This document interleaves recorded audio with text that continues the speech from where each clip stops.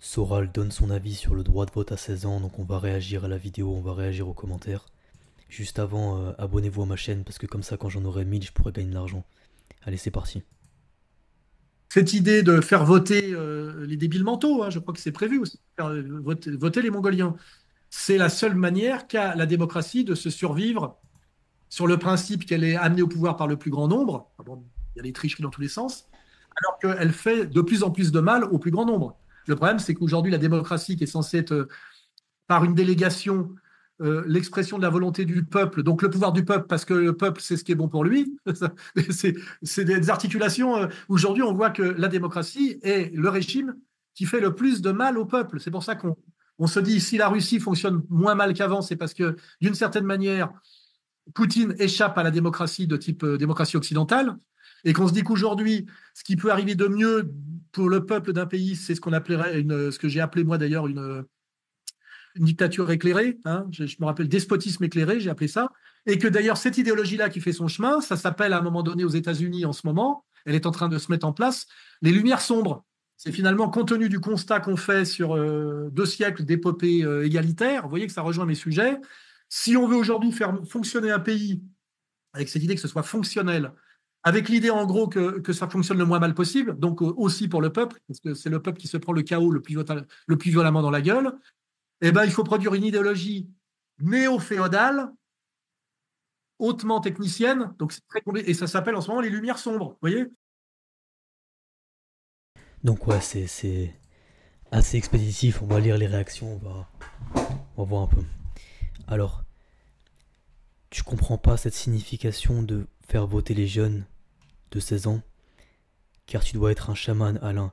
Le désert et le feu, c'est de là c'est de là que naît la loi, Alain. Tu comprends toujours pas, c'est incompréhensible.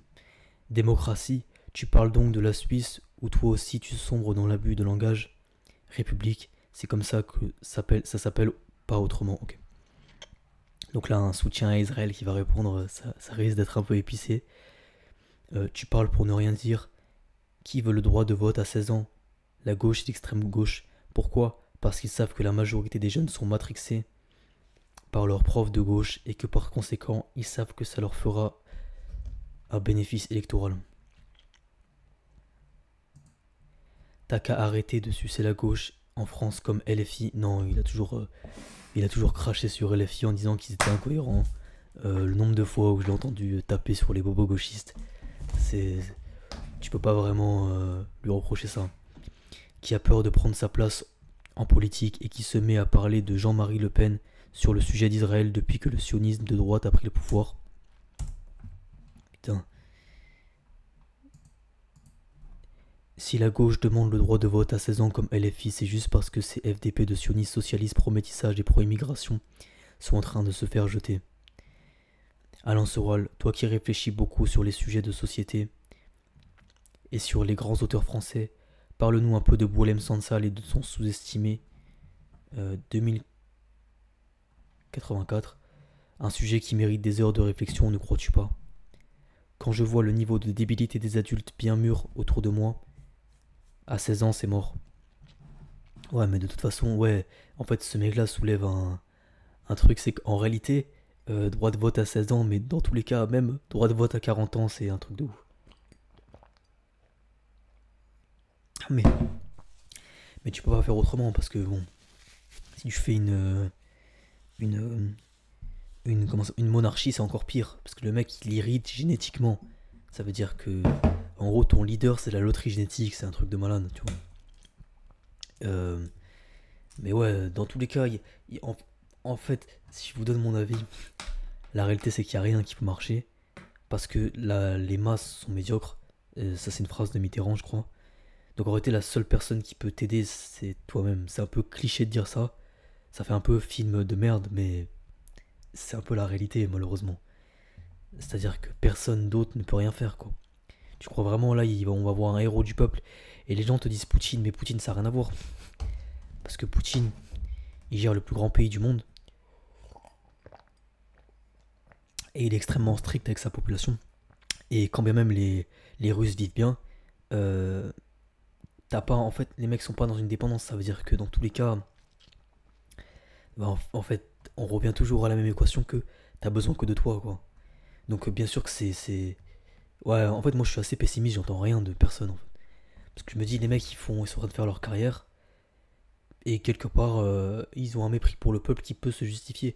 Parce que le mec, il se dit quoi? Il se dit, les mecs, ils ont deux bras, deux jambes comme moi, et ils me mendient de l'aide et ils passent leur temps à se plaindre. Est-ce que quelque part, moralement, c'est un truc de ouf de leur faire des dingueries? Parce que tu te dis, ce qui mérite du respect. Tu vois, moi, ça veut dire que moi, j'ai jamais eu de problème avec les gens qui réussissent. Ils crachent sur le peuple, donc c'est-à-dire moi, je fais partie du peuple. Mais j'étais en mode, bah, le mec, il s'en est sorti, quelque part, bravo à lui, quoi. Voilà, abonne-toi à ma chaîne, je vais peut-être devenir riche, tu vois, et je pourrais m'en sortir aussi. Pas d'internet pour les moins de 15 ans, pas d'informations autres. Ensuite, va voter, très malin. Parfaitement d'accord, je préfère une dictature, que ça fonctionne une démocratie, blablabla. Ouais, donc j'ai un certain problème avec ce genre d'idée, quoi. Je pense que, en fait, il se trompe dans le sens où il nous dit, ouais, faire voter les Mongoliens et les gens les plus cons. Mais en fait, t'as pas besoin d'avoir 16 ans pour être un Mongolien, tu vois. On voit tous les jours des mecs de 40 ans qui te sortent des trucs lunaires, des absurdités.